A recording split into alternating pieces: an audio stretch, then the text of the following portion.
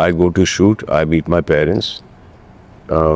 Before going to shoot, I come back and I'm at home. দর্শক আমরা দেখতে পাচ্ছি এর মধ্যে সাকিবিয়ানদের প্রতিক্রিয়া।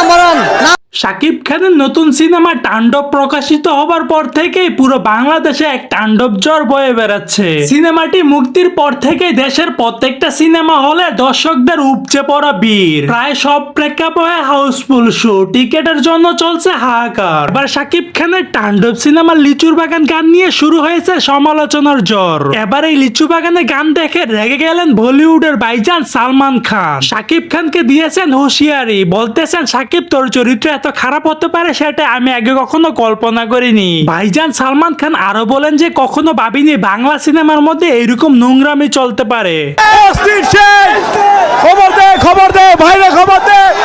সো দর্শক আজকের এই ভিডিওটি এই পর্যন্ত। যদি ভিডিওটি ভালো লাগে থাকে তাহলে ভিডিওতে একটা লাইক, একটা কমেন্ট আর অবশ্যই চ্যানেলটি সাবস্ক্রাইব করে রাখবে।